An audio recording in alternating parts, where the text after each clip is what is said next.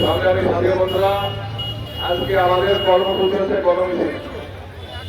আর এই গণমিছিলের কর্মসূচি একটাই কারণে আপনারা জানেন যে বিগত 16-17 বছর আমরা যে অত্যাচার নির্যাতনের শিকার হয়েছি, আমরা যে মামলা হামলার শিকার হয়েছি, আমাদের নেতা, আমার প্রিয় নেতা জনাব তারেক রহমান ঘোষণা দিয়েছিলেন যারা নির্যাতনের শিকার হয়েছে, যারা 16 বছর রাজপথে ছিল, যারা জেল জুলুম হুঁশিয়ার থেকেছে, তাদেরকে যে কমিটির বন্ধু আমার। কিন্তু অত্যন্ত দুঃখজনক বিষয় হচ্ছে এই যে আমরা যখন জেলা আহ্বায়ক কমিটি দেখলাম, জেলা আহ্বায়ক কমিটি থেকে হতাশ হলাম। 71 বাদে প্রত্যেকটা কমিটির প্রত্যেকটা সদস্যই একটা মামলার আসামি বন্ধু আমার। এবং এই 17 বছরের সংগ্রাম হয়েছে, এই সংগ্রামে কোনদিন তাদেরকে রাজপথে দেখতে পাইনি এবং একটা ফোন দেখাতে পারলে এরকম নেতাও আজকে জেলা বিএনপির সদস্য দিবস বন্ধুরা। এর জন্য আমরা এই প্রতিবাদ জানাচ্ছি এবং কেন্দ্রকে আমরা আহ্বান জানাবো সেই কমিটির সংস্কার করে একটা ভালো কমিটি করে দেওয়ার জন্য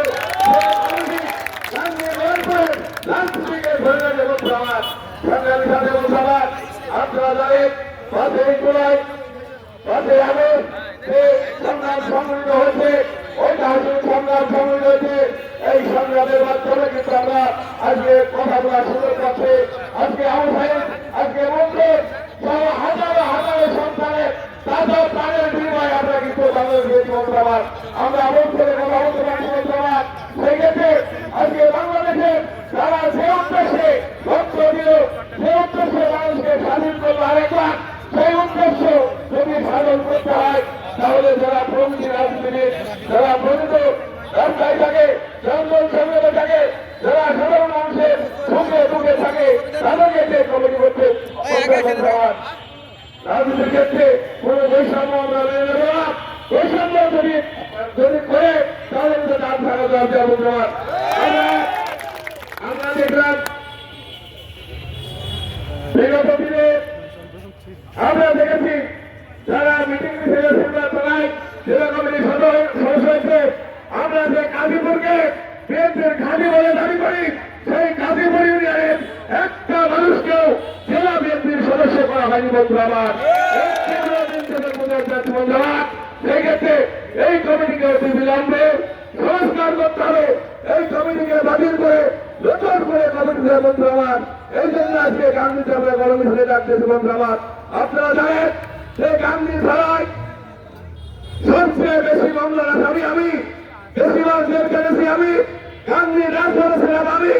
আপনারা জানেন তারেক রহমান এবং সুবাইদ রহমানের নামে মিথ্যা যে রায় হয়েছিল, সেই রায়ের বিরুদ্ধে সত্য থেকে গেমানি সব পাইনি আমি এইখান থেকে মিছিল বের করেছিলাম বন্ধুরা।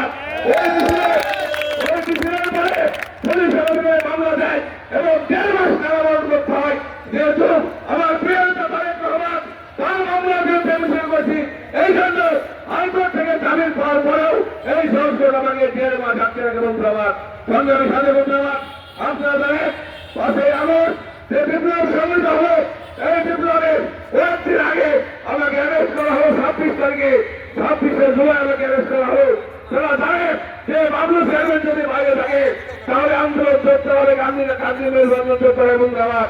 সংগ্রামীর সাথে সাথে বন্ধু আমার আর এক লক্ষ্য করেছে গত 16 বছরে জননেতা বাসুধরণ কেন্দ্রীয় এমন কোন প্রোগ্রাম নাই সেই প্রোগ্রামে বাসুধরণ অংশগ্রহণ করেনি এবং এমন কোন প্রোগ্রাম নাই সেই প্রোগ্রাম কেন্দ্রীয় প্রোগ্রাম সে করেনি। সেই লোকটাকে আজকে নতুন যে কমিটি আছে এই অপান্তীয় কমিটি, এই কমিটির নেতারা তার বিরুদ্ধে খারাপ খারাপ কথা বলছে। আমি বলতে চাই এখনো বাসুধরণ কেন্দ্রীয় কমিটির নেতা সাবেক এমপি এখনো সদস্য হয়েছেন, যারা নেতা হয়েছেন তাদের সিনিয়র, সেই ক্ষেত্রে সেই সিনিয়রিটি বজায় রাখবেন। আমি কেন্দ্রকে আহ্বান জানাবো অতি শীঘ্রই এই কমিটিকে বিলুপ্ত ঘোষণা করে নতুন আন্দোলন সংগ্রামে যা ছিল তাদেরকে দিয়ে একটা আহ্বান কমিটি গঠন করে দেবেন। সেই আহ্বান কমিটি গান্ধী মেহেরপুরের আশা কাঙ্গার প্রধান ভারত সংগ্রামী সাথে বন্ধুরামার আমরা কি দেখলাম 7 সদস্যের আহ্বান কমিটি করার পরে একটা মিটিং করেছে, একটা মিটিং করার পরে এখন তো একাই হয়ে গেছে 100। আপনারা জানেন আমেরিকার মতো 7 কমিটি করেছে, উপজেলায় সার্চ কমিটি করছে একজনকে দিয়ে, ইউনিয়নে সার্চ কমিটি করছে দুজনকে দিয়ে। তারা সার্চ কমিটির নাম করে তারা প্রবেশ কমিটি করতেছে বন্ধুরা। যদি প্রবেশ কমিটি করতে চায় তাহলে এই প্রবেশ কমিটির বিরুদ্ধে আমরা নতুন কমিটি করে দেবো বন্ধুরা। যেহেতু আমরা 16 বছর আওয়ামী ফ্যাসিস্টের বিরুদ্ধে আন্দোলন করেছি, আমার দলের বিরুদ্ধে আন্দোলন করতে চাই না আমরা।